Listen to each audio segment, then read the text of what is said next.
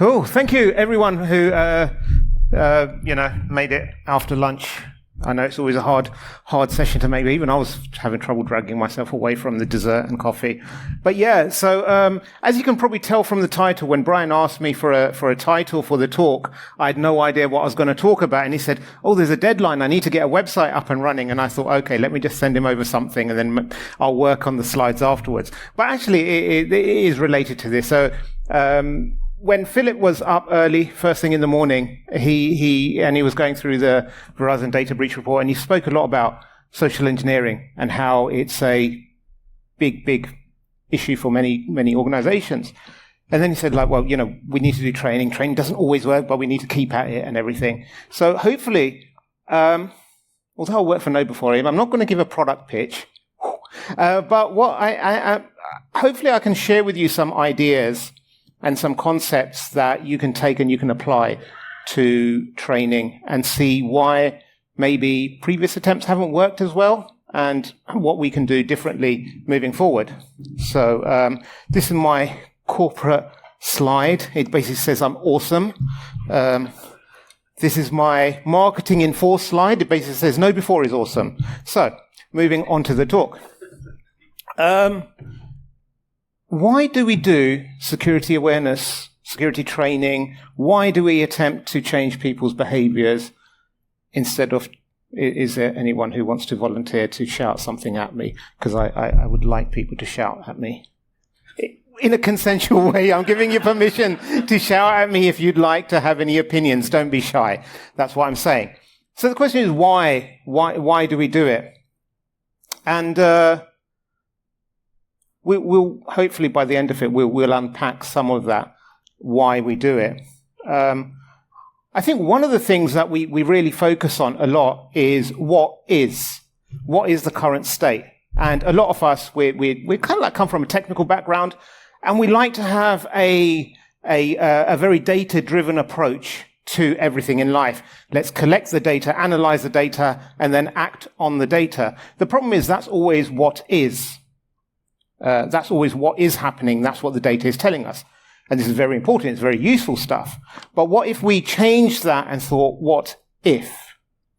Because when we're dealing with humans, we can't deal with them in the same way that we deal with computers. You can't just simply download a patch, restart, and then say, well, hey, we're all secure against those vulnerabilities now. With people, you need something a bit more. It's like I took a driving test. I took many lessons. I took the test. I passed the test. I took the theory test. I drive very safely. And yet still, a few months ago, I had to take a speed awareness course because one of those average speed check cameras caught me. Oh, I'm a great driver. Why? So the what is brilliant. So why don't we move to what if?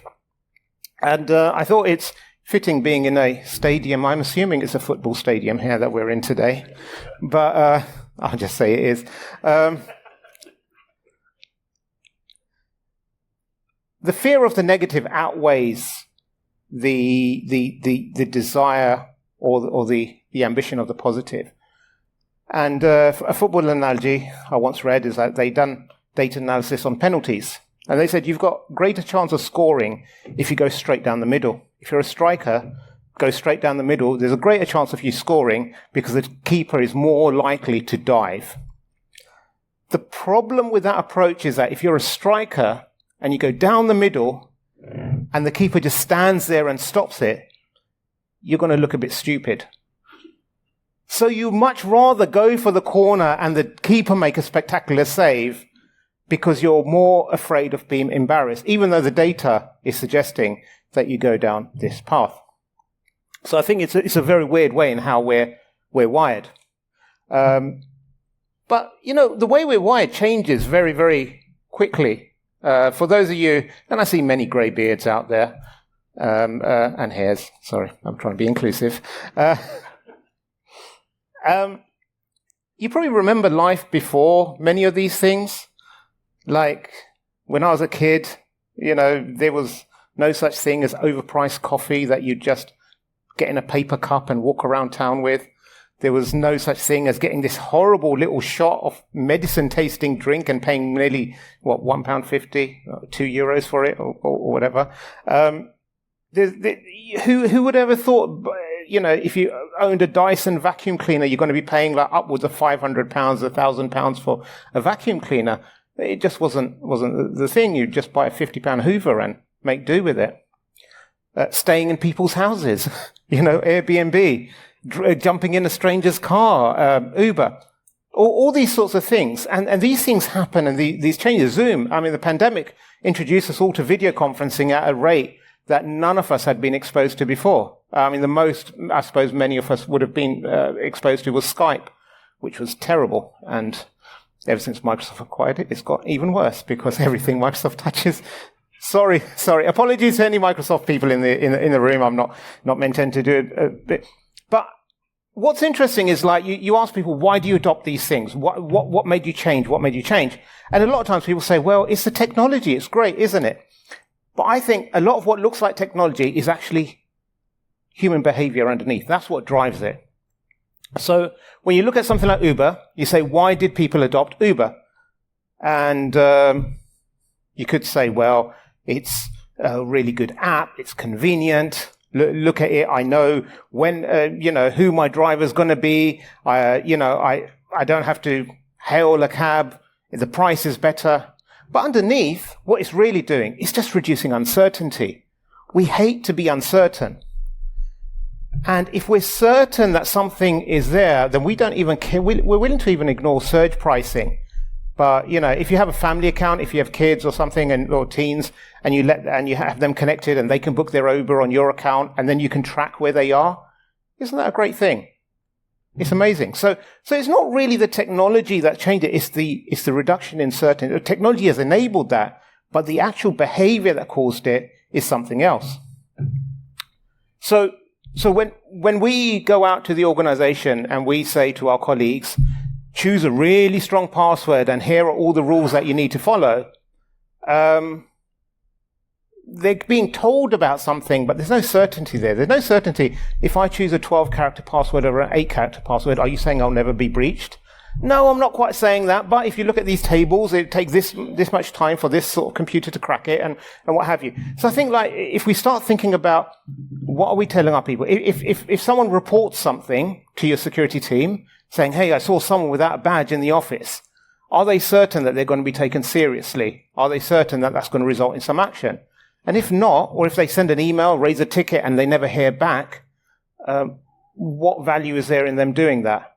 If I receive a phishing email and I'm like, oh, this looks really dodgy, my CEO is asking me to buy some gift cards, and I report it to the security team and I never hear back from them, I'm not going to do it the next time. So I think reducing uncertainty is really important. I love this quote by Kumar Galhotra from Ford. And he says, car making is 100,000 rational decisions in search of an emotional decision. And I think we sometimes forget that when we design something, when we put in place a control, there is an emotional aspect to it as well. Multi-factor authentication is a brilliant control. I love it. I think it's, one of the best ways you can prevent account takeover. Emotionally, I'm never happy that I have to enable it, set up my device, and then pull out my device every time I need to authenticate. So I think that's the kind of like pieces that we're missing. The friction that we add is what's missing. And in the car making, as I was studying this, I read an example where, like, interior lights, you open the door and the light comes on, you close the door and the light goes off. And before, like 15, 20 years ago, I remember as a kid, you'd open, light immediately on, close, light immediately off. And then car manufacturers, they started introducing the dimming off light. So you close the door and the light first dimmed and then it turned off. And they found people that took those cars for a test drive, were more likely to buy those than those without the dimming light. And they were really a bit confused. Does anyone have any hypothesis on why that might be the case? Why a dimming and off light would outsell a non-dimming? Feels fancier, yes. That's a good one. It does. They actually put it down. They called it the movie theater effect. Before a film starts, they dim the lights and then the curtains open a bit more. So that dimming it's a bit like Pavlov's law. It instills a reaction of anticipation of something amazing or something cool that's about to happen. So if you get into a car and you close the door and the light just turns off, it's just a car. But if you close the door and it dims, all of a sudden, in my mind, the background music of like Casino Royale starts playing. I grip the steering wheel. It's only a Skoda, but yeah, it feels like an Aston Martin. But these are things that happen. So then often we're said, okay, changing behavior, we understand it. We need to focus a bit more on the human side. We need to understand how people think and do it. But surely this involves bribery, because that's the only way we can really think of changing people's behaviors. If you report phishing emails, we will enter you into an award for winning a £10 Amazon voucher or something. But I think that there are many other ways around it. And going back to my speed awareness course, I was caught by one of those pesky speed cameras, which, like, if you're a few miles over, they take a picture of you. What studies have shown is actually signs like this have been far more effective in slowing people down. This is a sign which only displays your speed, and if you're under the speed, it gives a smiley face, and if you're over the speed, it gives an angry face. And there's no camera there. It's not taking a picture. You're not getting a penalty. But this actually, because what you're involving people, you're not creating an adversarial situation where I'm here to catch you out. If you go over the speed limit, we're going to send a penalty notice. You're going to have to do a speed awareness course. Or if you've already done one, you're going to get points on your license. Your insurance is going to go up. That's a very adversarial relationship. So what you do, you tend to see people speed up, slow down as soon as they hit the camera, then speed up again because they're gaming the system. Whereas an approach like this, you're bringing people on board. You're bringing people as part of your team. You're saying, look, we want to be safe. This is an acceptable speed. This is not an acceptable speed. And you're pushing people into an adult-to-adult relationship as opposed to an adult-to-child relationship. And again, I look at security teams that I've worked for in the past, and it was a very adversarial relationship. Here's the policy. It is the be-all and end-all. I don't care if your job doesn't work with the tools we provided. These are the only tools you're using because they're secure. And you become the Department of No. So something like this doesn't cost a lot. Bringing people on board doesn't cost a lot. You don't need to bribe people. You just need to understand what their motivations are. You can have some really, low-cost marketing, advertising, whatever campaigns. This is in a hotel. The best shampoo you'll ever steal. Kind of like gives you permission to steal. They know you're going to steal it anyway, but it makes it memorable. I was at a hotel not too long ago. It was a Moxie, and on their pens it had written, I couldn't find a picture of that, but it said, steal this pen and write a loved one a letter. And just through that act, I've actually remembered the hotel that I was staying at, and it was a cool pen, and I can tell that story. So it kind of like makes it acceptable. It kind of like plays with it. And again, you're bringing people on board and you're showing that you have a personality. It's not just some generic robotic department that's coming up with all of these ideas. I also think, though, that we need to take into account like how cultures and people's behaviors vary across different geographies and areas. So this is like, I think it's from the Daily Mail, I apologize. But it was like, friendliest and most miserable cities in the UK. So no surprise, London, they said, is most miserable, and places like Liverpool, Manchester, Sheffield, Leeds are far more pleasant and happier and friendlier people. Being from London, I take objection to those stats. I would stab whoever wrote that. But I'm joking, I won't. I'll just steal their phone on my e-bike. But I think what we need to ask here is what qualifies as friendly. Is it the fact that some people say hello to you? Is it the fact that the postman stops and chats with you?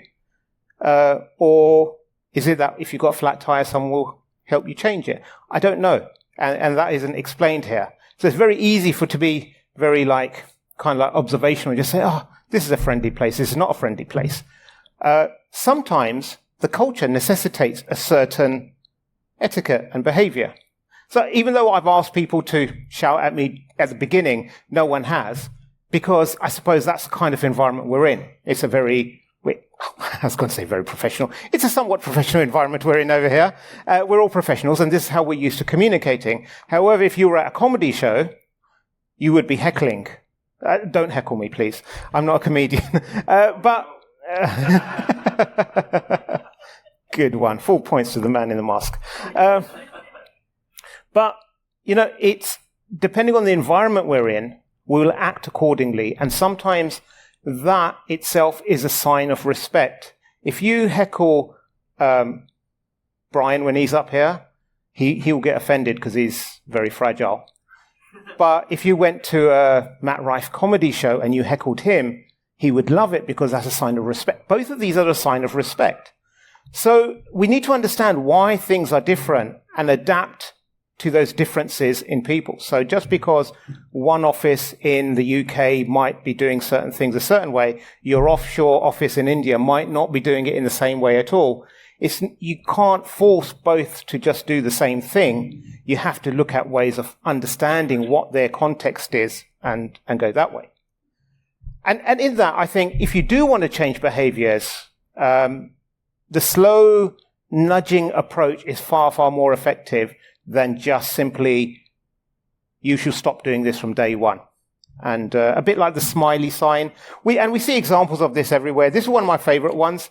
It's like a designated smoking area shaped like a coffin. So you're free to smoke, but you have to do it in there. You can be cheeky with your nudges. You can see, like, if you try and sell bananas that aren't in a bunch, pick me, I'm single. But also, we don't like getting told what to do. So sometimes the framing of our message is just as important as the message we say. So if we said, turn off your mobile phones, it's kind of like an instruction. Dan's already turning off his phone. Oh no, he's turning it back on. So if you say turn off your phone, there's a little bit of a rebellion inside you that sometimes, no, I don't want to turn on. Who are you to tell me what to do? Whereas there was a restaurant in France, and what they had is, as you entered, there was a sign facing you that said, please remember to turn your phone back on when you leave. And you see how that's changed it, because as you're entering, no one's telling you what you can't do. Rather, they're just signaling to you that this is an establishment that kind of expects you to turn your phone off. So simple changing of the framing can really help people reduce the resistance. The other thing is, who says it? It's that guy. Oh, I don't want to say his name. He says, facts don't care about your feelings. But feelings are important, and people's perceptions are really important. And if you look at your weather app on your phone, it'll say something like this. You can tell I took this screenshot months ago because it's nowhere near 24 degrees now. But it says, like over here, it's 24, but what does it say underneath it? It says, feels like 22. Now, why do they need to say feels like 22 underneath it? There's no real need. We've measured accurately through scientific equipment, and we've agreed on the unit of measurement, and it should be 24. But even meteorologists or scientists, they know that our feelings don't really care. If I feel like it's cold, I'm going to say it's cold. If I feel like it's warm, and this is why, like, you see couples, how many couples argue with whether to turn the heating on or off? Yes. Your feelings don't really care about sometimes the science. And I think sometimes in security, we're so obsessed with being right, we do it at the expense of being helpful. And so sometimes it's about understanding that people have feelings, that they feel like this certain tool you've provided them to securely transfer files is just getting in the way. And you can tell them till you're blue in the face that it's a secure solution, but if they don't feel that it is, they won't believe that it is. So one way is people want to feel heard. And this one thing that I heard trialed in the NHS is something called delayed prescriptions. So if you go to the doctor after trying to make an appointment for weeks, you finally get to see a doctor and say, doctor, I've got this terrible congestion chest, a cough and everything. Give me some antibiotics. I need antibiotics. And they're like, nah, it's viral. Go home, take some fluids and paracetamol. Come back in a week if you're not better. So how do you think that patient, how do you feel when you leave after having that conversation? I've wasted my time. I've come here and now I've got to come back again in a week because I'm sure I need antibiotics. However, if the doctor gave you a delayed prescription saying, I don't think you need antibiotics, but here's a delayed prescription valid in 5 days' time, so if it doesn't get better, take this to the chemist, and they'll give you antibiotics. So now, all of a sudden, I feel like, I've been heard. I've been recognized that, there is an issue, my time's been saved. And then I don't even care. If I get better in 3 days, that's brilliant. I'll just throw away the prescription. I don't need it anymore. But if I do need it, then I felt like that doctor really got me, really took care of me. How many times do we actually hear and listen and cater to what our users want from us? If we can do that, give them information that's relevant to them, that's, timely for them, that's far, far more important than forcing everyone once a year to go into a training room, watching 45 minutes worth of content or presentation, and then doing a quiz at the end, because you're really interrupting their flow. And also, people want to know what's best for them. So when booking a flight, I think this is one of the best examples of what not to do, is they have really weird ways of displaying what the best flight is. But they think price and departure time are the only things that really matter, kind of like duration. And those are kind of like the things, but I'm interested in other things like, is the flight maybe only 70% booked? Increases the chance of there being an empty seat next to me. Does it have a widescreen TV? Does it have USB charging ports? Do I get extra points if I book a certain flight versus another flight? All these sorts of things are there. So sometimes what people want isn't what we think that they want. So I think it's important to delve into that a bit more and try and really understand what people want, what they really, really want. One example I tout around is if someone reports a phishing email, you should thank them, obviously, that, hey, you spotted something or anything. But what you could also do as a really low-cost option is print out those emails, frame them, and create your own little gallery, museum, art installation of reported phishing emails. Andy from finance found this phishing email. And so what does something like this do? You go for your coffee and you see these on the wall. Part of you is sort of thinking, I'd like one of my emails up there, ones that I spotted, not that I sent, but, an email that I spotted up there. And it makes a really good conversation piece. People start talking about it. Problem is, a lot of times we just push out these things at an individual level. We don't include the group. And so it becomes a very individual tactic. I think we should also find ways of embedding security, not as a standalone thing, but into other programs as well. So if you you have a mindfulness thing at work, or you have some take regular breaks, stretch out, but, maybe throw in a security message in that as well. And that will work. The question I think everyone asks is what about AI? How's that going to impact this? And I think AI is great for a number of really good tasks, defined tasks and everything. But when we're talking about engaging with people, being creative, it's really hard. So Caitlin Clark, women's basketball player, won number of she's been breaking records like crazy. Most goals in a season, most goals in a game, most whatever. So I asked AI, I said, here's a picture of Caitlin Clark. Can you come up, and here's her achievements. Can you come up with a good strap line to say what she's achieved? And these are the kind of things that ChatGPT came up with, where records are made to be broken, proving that the best way to predict the future is to create it. It sounds very corporate. It sounds very unimaginative. And then I saw what Nike done with the poster, and it just simply says, you broke it, you own it. And then the Nike swish underneath, which I think was so clever. And I think it's only something that today a human can come out with. In the future, we'll probably get to a point where AI is going to get somewhat clever, but I think it really becomes, important, because this is the only way you can really connect with your people. You know what your organization's culture is like. You know the kind of language they use. You know the kind of challenges they have. Tweak it for that.